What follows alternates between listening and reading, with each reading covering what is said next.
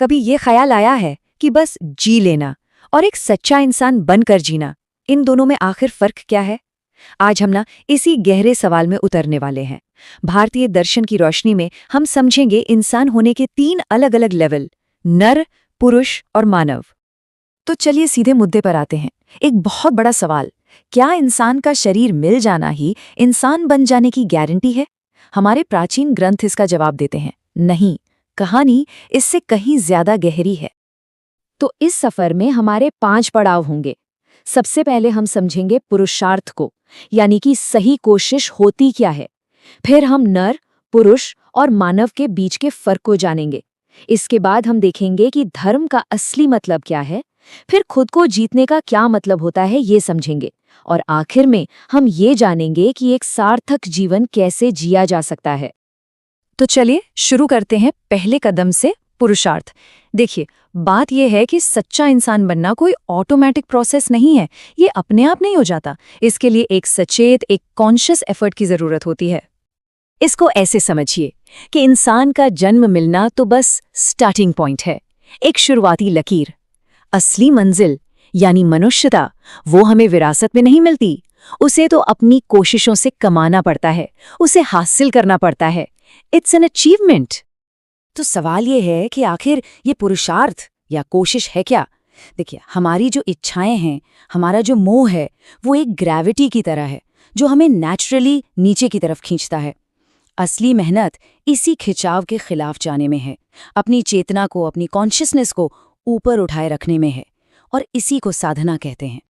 चलिए अब आते हैं इस पूरी चर्चा के केंद्र में। 3 शब्द, नर, पुरुष और मानव। ये सिर्फ शब्द नहीं है, बल्कि ये इंसान होने के 3 अलग-अलग स्तर, 3 डिफरेंट लेवल्स हैं। तो चलिए इनके भीतर छिपे अर्थ को खोलते हैं। देखिए, ये तीनों परिभाषाएं कितनी गहरी हैं और हर एक में एक फलसफा छिपा है। सबसे पहले नर, न रमते इति, यानी वो जो दुनिया की मोह माया में रमता नहीं, उलझता नहीं। फिर है पुरुष, पूरी शरीरे शेते इति, मतलब वो चेतना जो इस पुरी यानी शरीर रूपी शहर में निवास करती है, रहती है। और आखिर में मानव, मत्वा कर्माणि सिव्यति, मतलब वो जो बहुत सोच समझकर अपने कर्मों का ताना बाना बुनता है, ठीक एक कपड़े की तरह। लेकिन बात सिर्फ परिभाषाओं पर खत्म नहीं होती। असली मनुष्य कौन है? कहते हैं वो जिसमें 2 खास गुण हों। पहला, दूसरों का दर्द ऐसे महसूस करना जैसे वो खुद का हो, और दूसरा, चाहे कितनी भी मुश्किलें आएं, सच का रास्ता कभी न छोड़ने का पक्का इरादा। तो अब सवाल ये उठता है कि ये गुण, ये काबिलियत आएगी कहाँ से? इसका जवाब है धर्म के रास्ते पर चलने से। सोचिए, अगर हम दिमागी और रूहानी तौर पर मेंटली एंड स्पिरिचुअली ग्रो नहीं करते, तो फिर एक इंसान और एक जानवर में फर्क क्या बचा? कुछ भी नहीं। तो जिंदगी को मीनिंगफुल बनाने का जो रास्ता है, उसी रास्ते का नाम है धर्म। और एक बात साफ कर दें, यहाँ धर्म का मतलब किसी पूजा पाठ या रिचुअल से नहीं है।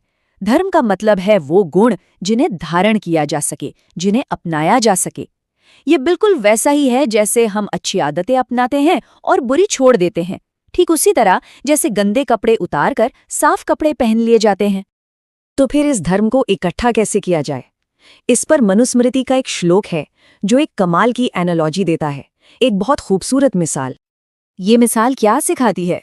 यही कि धर्म कोई एक दिन में खड़ा नहीं हो जाता।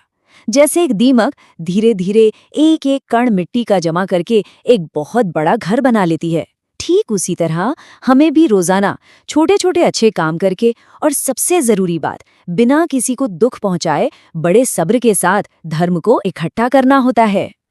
चलिए, अब ये सफर हमें बाहर की दुनिया से हमारे अंदर ले जाता है, हमारे भीतर जो एक लड़ाई चलती रहती है, वहां तक।